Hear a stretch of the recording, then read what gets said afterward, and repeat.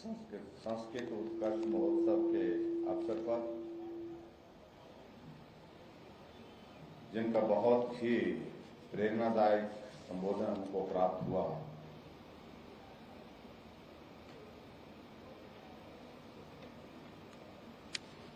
अखिल भारतीय संगठन मंत्री के नाते जिनके पास दायित्व है, आदरणीय श्री दिनेश कामत जी, हमारे बीच में माननीय शिक्षा मंत्री श्री गोविंद सिंह ठाकुर जी, माननीय विधायक श्री राकेश जम्वाल जी, प्रांताध्यक्ष संस्कृत भारती श्री डॉक्टर राजेश शर्मा जी, निदेशक पंकज ललित जी, हमारे बीच में अध्यक्ष स्कूल शिक्षा बोर्ड हिमाचल प्रदेश श्री सुरेश कुमार सोनी जी, और इस कार्यक्रम के सूत्रधार के नाते जिनने बहुत महत्वपूर्ण भूमिका निभाई, क्षेत्रीय संगठन मंत्री संस्कृत भारती श्री नरेंद्र कुमार जी, और इनके साथ साथ में यहाँ उपस्थित सभी इस कार्यक्रम में जुड़े सभी महानुभाव, यहाँ जिला के सभी वरिष्ठ अधिकारीगण, उपस्थित पत्रकार मित्रों, भाई और बहन,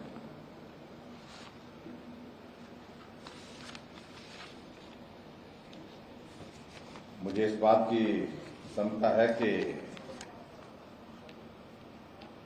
इस देवभूमि हिमाचल प्रदेश में आखिरकार एक शुरुआत हुई है, और वो शुरुआत हुई है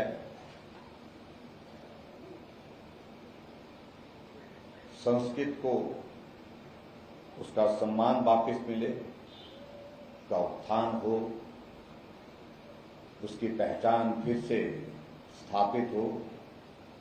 उस दृष्टि से एक प्रयास हमने थोड़ा सा किया है, और उस प्रयास में हम आगे बढ़ने की दिशा में हम काम कर रहे हैं कि हिमाचल प्रदेश में संस्कृत को दूसरी भाषा का दर्जा दिया है। इसके लिए मैं सभी यहाँ उपस्थित महानुभाव को बहुत बहुत बधाई और शुभकामनाएं देता हूँ।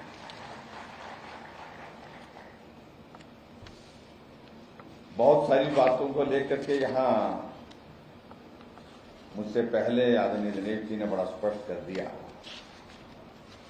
कि आखिर इसकी आवश्यकता क्या है। आज के इस परिप्रेक्ष्य में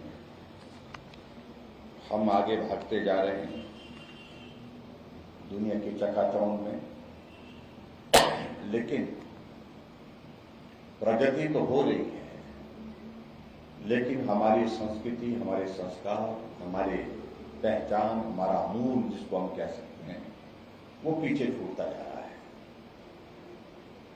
जो किसी भी तरह से एक अच्छा संदेश नहीं, अच्छा एक संकेत नहीं है।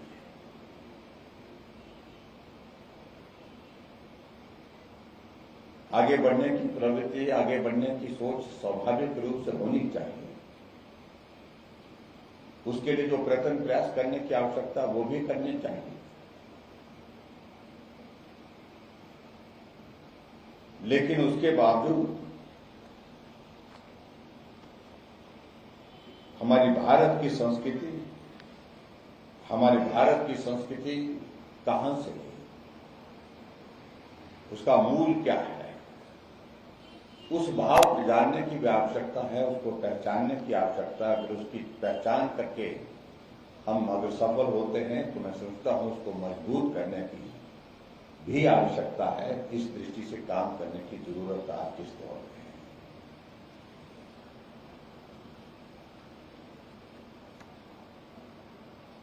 हिमाचल प्रदेश को देवभूमि कहा जाता है, और स्वाभाविक रूप से देवभूमि अगर हिमाचल प्रदेश को कहा जाता है कि क्योंकि यहाँ देवताओं का वास है, ऋषि मुनियों का वास इस हिमाचल प्रदेश में रहा है, हिमालय में रहा है। अगर उस वक्त भी प्राचीन संस्कृति को अगर हम देखें तो गुरुजन से और ऋषि मुनियों ने भी अगर संदेश दिया है वो संस्कृति को मजबूत करने के लिए दिया है, संस्कार को मजबूत करने की दृष्टि से दिए हैं। और ऐसे में संस्कृत भाषा का जहां प्रश्न आता है, देवभूमि हिमाचल प्रदेश में इसकी शुरुआत ना हो तो कहां? ये एक बहुत बड़ा प्रश्न था जो हमारे समक्ष हमारे सभी मित्रों ने रखा। हमने इस पर विचार किया कि क्या करना चाहिए। और हिमाचल प्रदेश एक ऐसा प्रदेश है कि यहां अपनी भाषा नहीं है। हर 10 किलोमीटर 15 किलोमीटर के बाद जो हमारी डायलेक्ट है, पहाड़ी डायलेक्ट है, वो उसमें भी परिवर्तन होता है। हमारी स्टेट की कोई भी, प्रदेश की कोई भी भाषा नहीं है। जैसे दूसरे राज्य में है, तेलुगु है, मलयालम है, और कर्नाटक में कन्नड़ है, महाराष्ट्र में मराठी है, बंगाल में बंगाली है, और वहां स्वाभाविक रूप से उस भाषा को दूसरी भाषा का दर्जा देकर के चीजों को आगे बढ़ाया जाता है। तो प्रश्न आया कि हिमाचल प्रदेश में हमारी दूसरी भाषा कौन सी? तो स्वाभाविक रूप से हमने कहा जब हमारे हिमाचल प्रदेश में हम हिंदी बोलते हैं और हिंदी सभी बोलते हैं, अच्छी तरह से बोलते हैं, और हिंदी के बाद अगर हम बोलते हैं तो अपनी वो पहाड़ी डायलेक्ट बोलते हैं जो हर 15-20 किलोमीटर के बाद परिवर्तित हो जाती है। ऐसे में अगर दूसरी भाषा के लिए अगर हमको जाना चाहिए तो हम सहज रूप से संस्कृत को चुन सकते हैं, और देवभूमि हिमाचल प्रदेश में ये कार्य करना चाहिए, ये कार्य होना चाहिए। ऐसा सुझाव, ऐसा आग्रह हमारे समक्ष सभी की ओर से आया और हमने इसको किया। फिर उसके बाद ये भी विषय हो गया कि जब हमने ये कदम तो उठाया, बहुत सारे लोगों से ये भी प्रश्न आया कि आखिरकार इससे होगा क्या। कई बार हमारे समाज में इस प्रकार के प्रश्न खड़े कर दिए जाते हैं जिनका उत्तर देना बड़ा विचित्र लगता है।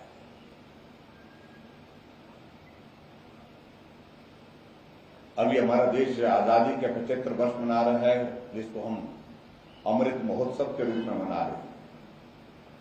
हमारे देश के यशस्वी प्रधानमंत्री नरेंद्र मोदी जी ने कहा कि अब की बार 15 अगस्त के दिन हमको एक काम का और करना चाहिए,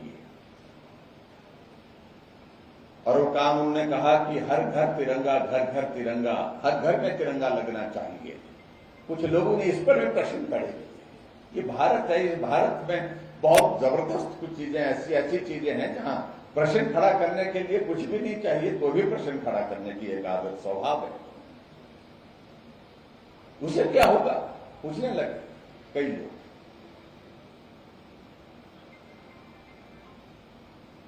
उससे होगा नहीं होगा, कुछ होगा या नहीं होगा, ये महत्व का विषय नहीं है।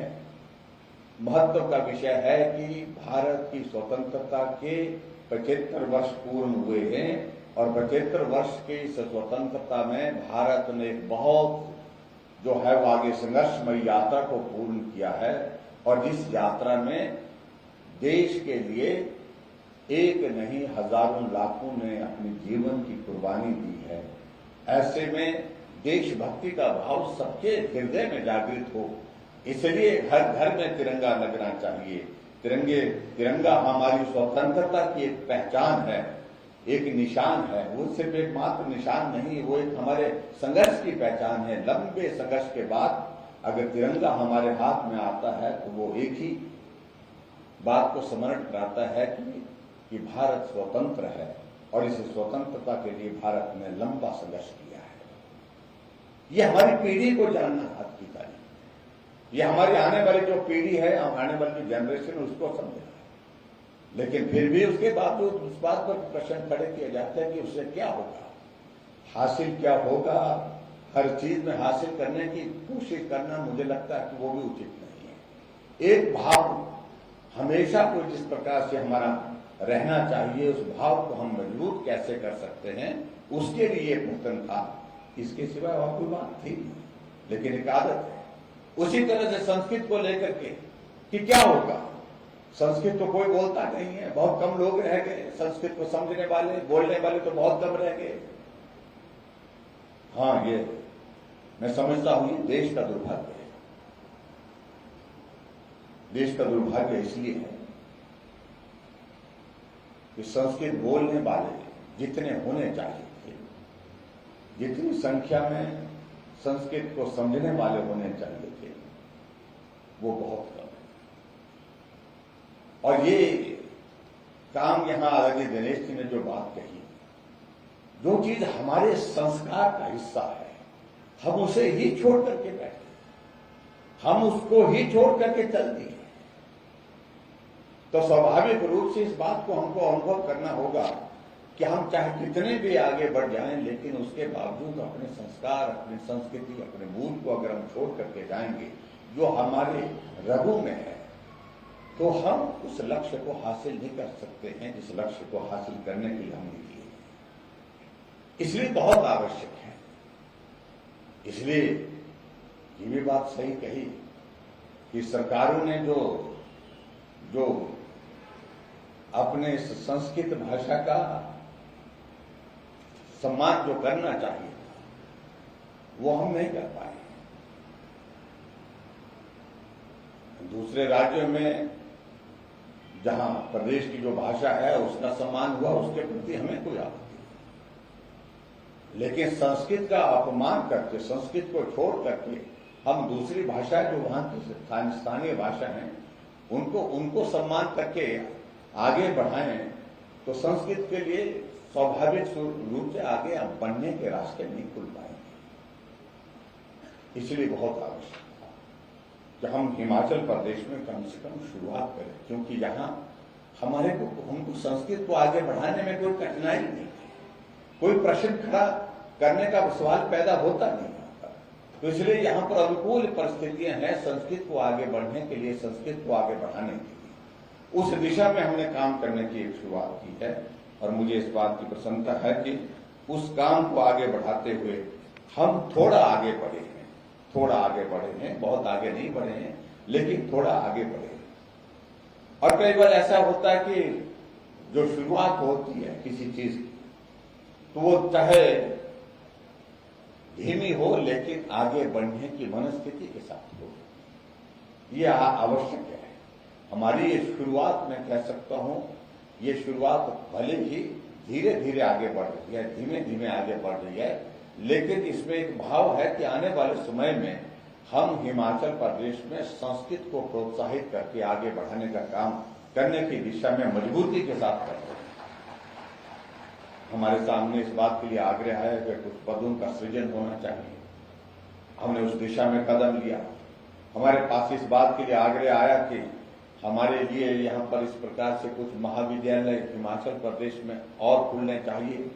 3 महाविद्यालय, संस्कृत महाविद्यालय हिमाचल प्रदेश में हमने और खोले, एक रास्ता बनाने की कोशिश की, आगे आगे बढ़ने की जो है शुरुआत की।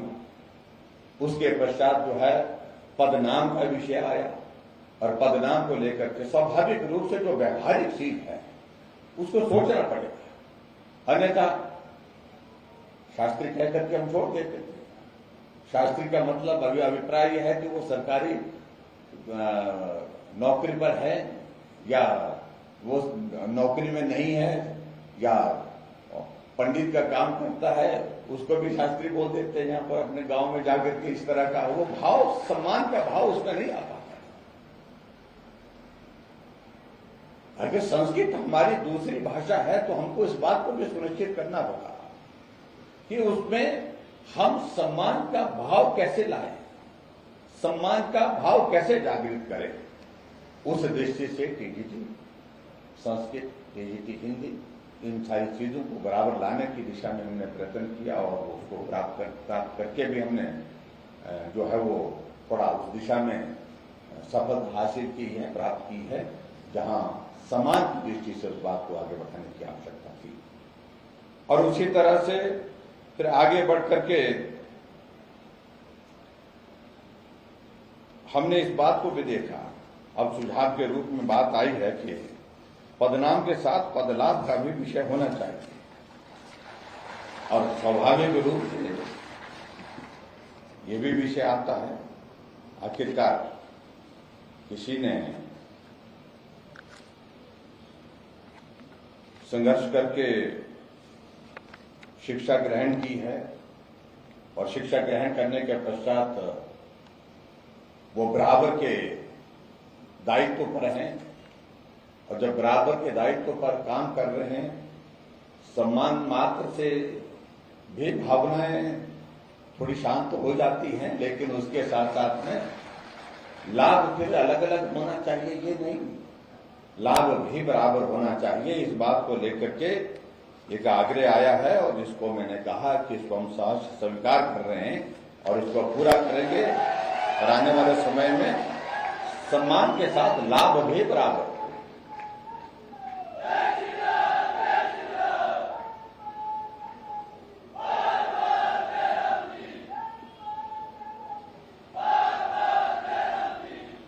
तो इसलिए ये भी बहुत आवश्यक है, इसमें हम आगे बढ़कर के हम काम कर रहे हैं और करेंगे भी, इस बात के लिए हमने कहा है। और यहां मुझसे पहले सारा विषय आपके समक्ष रखा गया कि एक संस्कृत भाषा ऐसी भाषा है जिसने एक नहीं अनेक भाषाओं का मूल है, यानी कि स्रोत है, मूल मुख्य स्रोत है,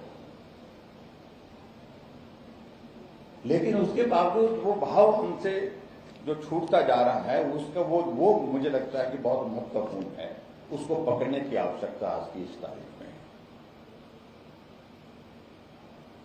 मैं आज के इस कार्यक्रम में आदरणीय दिनेश जी का धन्यवाद करना चाहूंगा कि आपने समय निकाल करके यहां हम सब लोगों का हम मार्गदर्शन भी किया, संस्कृत आवश्यक क्यों है और संस्कृत को कहां पहुंचाना चाहिए। आपने कहा कि जहां जिस प्रकार से उत्तर प्रदेश जो हमारे देश का सबसे बड़ा राज्य है, वहां हिंदी के बाद दूसरी राजभाषा जो है वो उर्दू है, और उर्दू के लिए वहां पर जो किया गया है, और मैं इस बात को अच्छी तरह से समझ सकता हूं कि वहां की जो जिसको बोलते हैं हम डेमोग्राफी इस तरह की है कि वहां की परिस्थिति इस प्रकार की है, जिसके कारण जो है सभी सरकारों ने जो उर्दू बोलने वाले लोग हैं उनको खुश करने के लिए वो सारी चीजें आगे की हैं, और हमारे यहाँ पर ऐसी स्थिति है नहीं। तो हमारे यहाँ पर मैं इतना ही कहना चाह रहा हूं कि अगर हिंदी के बाद अब दूसरा उसमें आगे बढ़ करके काम करने के लिए आवश्यकता है, तो संस्कृत भाषा को आगे बढ़ाने के लिए हम उस दिशा में काम करेंगे और कोशिश करेंगे जो वहां पर उत्तर प्रदेश में उर्दू को जो स्थान और सम्मान दिया गया है, उसके नजदीक हम जो है वो संस्कृत भाषा को हिमाचल प्रदेश में ला सकें, ऐसा हमारा प्रयत्न रहेगा। ये मैं आपके बीच में कहना चाहता हूं। और आने वाले समय में, क्योंकि एक शुरुआत का एक दौर समझिए इसको, अभी बिल्कुल इसको एक शुरुआती एक दौर समझिए, और शुरुआती दौर में कुछ चीजें जो शुरू हुई हैं, आने वाले समय में इन्हीं चीजों को और ज्यादा मजबूती के साथ हमको जमीन पर खड़ा करना है। ये कॉलेजेस हमारे ठीक प्रकार से चले, और कॉलेजेस हमारे जो हमने खोलने की बात कही है, इसके साथ संस्कृत को हम सरकारी व्यवस्था में उसको और ज्यादा ताकत कैसे दे सकें और ज्यादा पहचान कैसे दे सकें, उन सारी चीजों को लेकर के काम करने की आवश्यकता है। और मैंने इस बात के लिए कहा है नरेंद्र जी से कि आप एक पूरा जिसको हम बोल सकते हैं क्रम वाइज जो है, जिसको एक रोड मैप जिसको कहते हैं, वो बना करके हम तैयार करें कि अब के दौर में तो जो हो सका है वो इतना, लेकिन अगले दौर के लिए हम एक एक कदम आगे बढ़ते हुए उस दिशा में एक लक्ष्य को तय करें, और उस लक्ष्य को हासिल करने के लिए हम सरकार के माध्यम से प्रयत्न करें, प्रयास करें। ये मैं आपको कहना चाह रहा हूं कि उसमें हम पूरी कोशिश करेंगे। आप सबका आशीर्वाद, आप सबकी शुभकामनाएं, आने वाले समय उस दौर के लिए हमको चाहिए जहां हम हिम्मत और हौसले के साथ आगे बढ़ सकें। और जिस बात के लिए हमने कहा है कि पूरे देश में रिवाज बदला है, और रिवाज बदल करके जो अगर हिमाचल प्रदेश में भी अगर हम आज की तारीख में बात कह रहे हैं तो हिमाचल में भी रिवाज बदलने की अब की बार मुझे लगता है कि आवश्यकता है। आवश्यकता नहीं, ये बिल्कुल बहुत बड़ी आवश्यकता है। हम लंबे समय तक हिमाचल प्रदेश में इस तरह की व्यवस्था आदरणीय नरेंद्र भाई मोदी जी के नेतृत्व में जिस तरह से केंद्र में सरकार चल रही है और उनका सहयोग लेकर के हिमाचल को आगे बढ़ाने के लिए हम सब मिल करके काम करें, इसके लिए आवश्यक है निरंतरता। और निरंतरता के लिए आवश्यक है हमको ताकत के साथ खड़ा होना पड़ेगा और ताकत के साथ सारी चीजों का सामना करना पड़ेगा और तभी जाकर के हम आगे अपने लक्ष्य को हासिल कर सकते हैं। इतना ही आज के इस कार्यक्रम में मुझे कहना है। और संस्कृत भाषा को निश्चित रूप से और पहचान दिलाने के लिए और सम्मान दिलाने के लिए हम सदैव काम करते रहेंगे, ताकि हमारी देश की मूल संस्कृति, हमारी मूल भाषा जिसको हम कह सकते हैं, उसको एक पहचान राष्ट्रीय स्तर पर, अंतर्राष्ट्रीय स्तर पर और प्रदेश स्तर पर दिलाने के लिए अपने योगदान को दे सकें। इतनी बात कहता हूं। और आप सब आज के इस कार्यक्रम में यहाँ उपस्थित हुए आप सबका सभी का बहुत बहुत धन्यवाद, बहुत बहुत आभार। नमस्कार, जय।